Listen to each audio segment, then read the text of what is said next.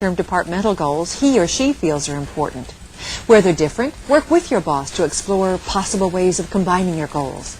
And when there is disagreement, be flexible. You can't always get everything you want. But each goal you do achieve will help you take control. Just the person I wanted to see. What's up? Well, I'm getting ready to go out of town next week, and I'm kind of behind on my monthly report. And? Well, I was wondering, since you did such a great job of helping me last time. Okay, but no more. I'm behind too. Thanks. I knew you couldn't refuse. Too many people have trouble saying no. Perhaps they're afraid that if they do, they won't be liked by other people. Or maybe they want to say no, but simply don't know how to do it without appearing rude or abrupt. But if you want to stay in control, being assertive and knowing when and how to say no is essential. When should you say no? Whenever saying yes will keep you from accomplishing your own goals and priorities. How? By being friendly, honest, and direct. Say something like, Rosemary, I'd really like to help you, but I'm afraid I can't. My equipment reports are due tomorrow. I've got to devote my full attention to that. Sorry. or say this. I'm tied up today, but well, I might have time to help you out tomorrow. Or you could say this. My calendar's full, but maybe Kenny can help you out. What do you think? Okay, I'll ask him. Good. Yeah. The greatest time-saving and stress-reducing word in the English language is no. Remember that it's okay, and many times very good to use it. Hey, how's it going? Hi, Kenny. What's up? Nothing. Just had some time to kill, so I thought I'd drop by. Drop-in visitors. For many people, they're a recurring problem. You want to end the conversation and get back to work, but you don't want it to seem like you're throwing them out. So you often end up saying nothing and watching valuable time slip through your fingers. How can you take control? A good way to start is with prevention. If you have a door, close it. This politely tells people, I'm busy, and it'll stop many drop-in visitors in their tracks. If you don't have a door, you can still practice prevention. A brief note outside your work area explaining that you're busy is an effective and polite way of saying, do not disturb. When visitors do drop in, don't beat around the bush. Be honest and explain your needs clearly and diplomatically. Kenny, I'd really like to talk right now, but I just don't have the time. This proposal has got to be in the mail by 4 o'clock this afternoon. At the rate I'm going, I'm just barely going to make it. I'll tell you what, though. How about if we have coffee tomorrow morning? Yeah, sounds great. Good. I'll call you. Okay, thanks, Kenny. And it works, even if the visitor is your boss. You got some time now? Well, sure, but I'm working on that project you needed for tomorrow morning. You want me to hold up on it so we can talk now, or can we talk later? Keep working. I'll talk to you later. Okay. No problem. Don't let drop-in visitors crowd in on your priorities. Control interruptions, and you'll be one step closer to controlling your stress. Drop-in visitors. Saying no. Goal setting. Telephone interruptions. You make it sound so easy. Well, it takes practice and keeping at it. But you can control your time better if you know your specific goals and take responsibility for controlling the interruptions that prevent you from achieving them. Well, are you ready for stress technique number 3? You bet. Okay. Have you ever heard of self-talks?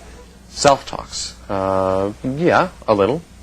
A great deal of unnecessary stress is caused by conversations people have with themselves called self-talks. It's that little voice that's constantly chattering inside our head, like a miniature tape recorder. Research has shown that the voice often controls much of what we do and how we feel. And if it's programmed with negative messages, it can cause stress. Why am I wasting my time? This is hopeless. The board will never accept a proposal. I should just give up. Eventually, we talk ourselves right into the ground. Our self-confidence is destroyed, and the quality of our work begins to diminish. We feel like we've lost control. We can make our self-talks work for us instead of against us by making them positive and specific. Rather than telling yourself, I'm not looking forward to this presentation. paint a positive mental picture in your mind. Tell yourself, No, I'm prepared. I'm ready for this presentation, and it's going to be the best I've ever made. instead of thinking this, I wish they hadn't assigned this project to me. I'm afraid I can't handle it. Think this. This is a good opportunity. It'll be tough, but I can handle it. Rather than thinking, It's hopeless. This is terrible. I give up. be positive. Tell yourself, If I keep trying, I'll lick this problem. I'm going to find a way to restructure this program. changing your self-talks is a major step in the process of taking control. Replace irrational negative self-talks with positive self-talks. I get it. Make that little voice in my head direct me to what I want to do rather than what I don't want to do. Right. Use it to your advantage. Make it productive instead of destructive. You know, a lot of people think that all stress is bad. It isn't. Some stress is good. Oh, come on. How can stress be good for you? It can help you meet and overcome challenges. It can be an important source of motivation. Really? Well, then I know somebody in my company who you ought to meet. Stephanie. She could use a big dose of motivation right about now. When I first started working here, I thought I'd be head of the department within a year. 2 at the most. It's going on 3 years now. I'm really starting to get discouraged. You know, I keep telling her to hang in there, but every day she's getting more and more discouraged. Well, it sounds like she's set some pretty high goals for herself. Well, don't we all? Unfortunately, yes. Unfortunately, what's wrong with wanting to get ahead? Nothing. But sometimes big expectations can lead to big problems. Setting high goals for yourself can be an important source of motivation, of course. But if the goals are unrealistically high, then the chance of failure is equally high. Be stretching, but be realistic. Determine the things you want from your job, both now and in the future. Decide which things are realistically within your reach and which are not. Accept the fact that some things about your job cannot be changed, and learn to accept them and go for the others. During one of our stress workshops, I came across a phrase that seems to sum it all up perfectly. Now I keep it hanging here as a constant reminder. You're probably familiar with it.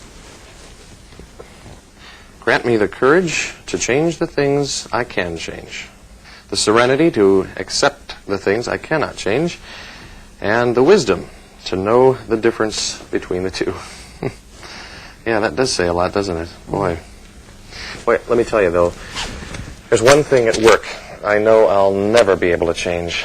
My boss. Oh, that sounds bad. Oh, yeah. Let me tell you. We have what you might call a little lack of communication. We never talk anymore. And when we do talk, I know he's not listening. Boy, talk about stressful. Do you know that's how everybody feels? Sometimes I wish my boss would communicate with me more. I work hard, and I think I'm doing a good job. But I'm never really sure where I stand. Right. I'm never really sure where I stand. I think I know why. Let me tell you something I've noticed about people. Most people communicate in one of two ways, actively or passively. Active people take control. When dealing with people, they act rather than just react. Instead of wondering and worrying about whether they're doing a good job, they assert themselves and ask for feedback. Am I tackling this project from the right angle? I wanted to touch base with you before I invested too much time in it. Well, I think you're on target, but there is one thing maybe that we should take a look at. On the other hand, some people are more passive when communicating. They react rather than act. They quietly do their job and don't ask a lot of questions, even when something happens they may not agree with. Margaret, what do you think about this? I get the feeling you don't agree with everything that's going on in this discussion. No, it's fine. They're controlled rather than in control. They lock their true feelings inside, and sooner or later that can cause stress. To regain control, be more assertive. Recent studies have shown that poor communication is one of the leading causes of stress. Don't let it increase yours. If you're not sure about something, find out. Ask. Eric, I feel that maybe we're approaching this problem from the wrong direction. You want me to get the new order entry systems up to speed as quickly as possible. Right.